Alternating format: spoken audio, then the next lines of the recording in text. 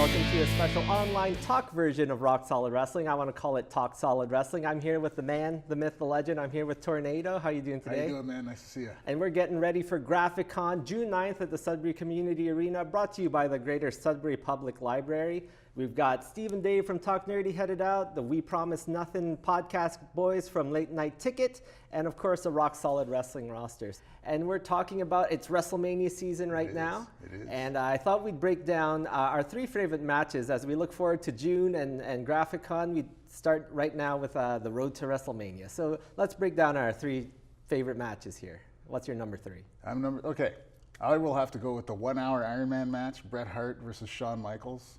Just an incredible display of the athletics it takes to be part of the sport at its highest level, especially with that stage, with WrestleMania. So to me, that's my number three. Another thing I loved about that was the build towards that match, like how it was like, it's almost how you watch these boxing 24/7s or these UFC countdowns. Yeah, those 30 for 30 type of things.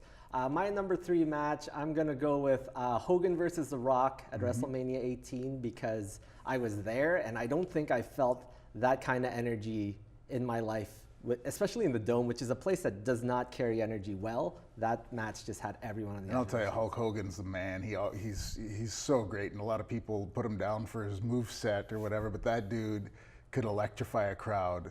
And as you saw that night, a little bit better than The Rock. And he can just point and everyone goes crazy. Yeah, man. I'll go again so we get your number one last. So my number two is Bret Hart versus Stone Cold Steve Austin. WrestleMania 13, to me, that's like the grittiest match I've ever seen. Just two guys laying it in. And my favorite move I've ever seen is figure four on the post. On the post. Let me tell you, the other thing about that is you got to remember too is they flipped characters that night. So the villain became the hero in that one night. And it's spectacular. That moment when Bret's backing off from Ken Shamrock, he's and not. Ken Shamrock's arms, oh my God. Ken Shamrock in the tightest shirt in history. Yeah, that's right. All right, so what's your number two? That must have been an actual referee shirt. They slipped on. They stole Earl Hebner's shirt. And he's like, this is all we got for you, Ken. All right, I will have to go with Ric Flair versus Randy Savage. And Ric Flair has Mr. Perfect on the outside, causing all types of havoc. And I'm pretty sure this is the match where Ric Flair had revealing pictures of Elizabeth that he was going to show on the Jumbotron. She was mine before she was That's right. That's right. But great intensity, fantastic match.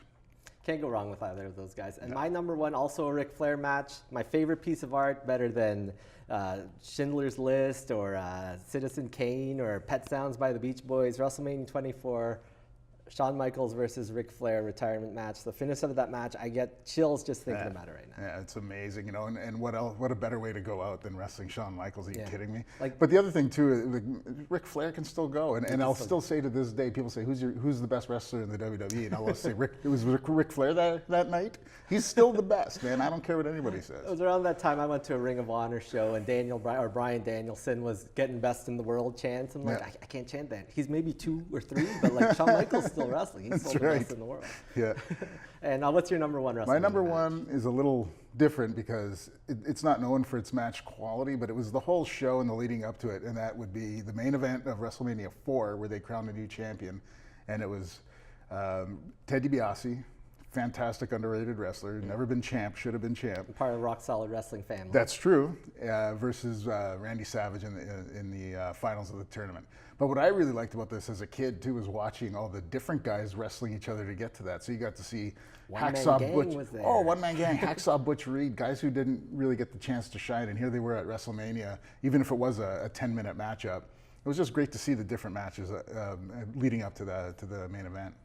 All right, so we're getting ready for WrestleMania, which you can get on the WWE Network, available here on Eastlink TV. And we're getting ready for GraphicCon, June 9th at the Sudbury Community Arena, brought to you by the Greater Sudbury Public Library. You can see Steve and Dave from Talk Nerdy, the We Promise Nothing podcast boys from Late Night Ticket, and of course, members of the Rock Solid Wrestling roster, including Tornado here. Yes, sir. So we can't wait to see you on June 9th at the Sudbury Community Arena for GraphicCon.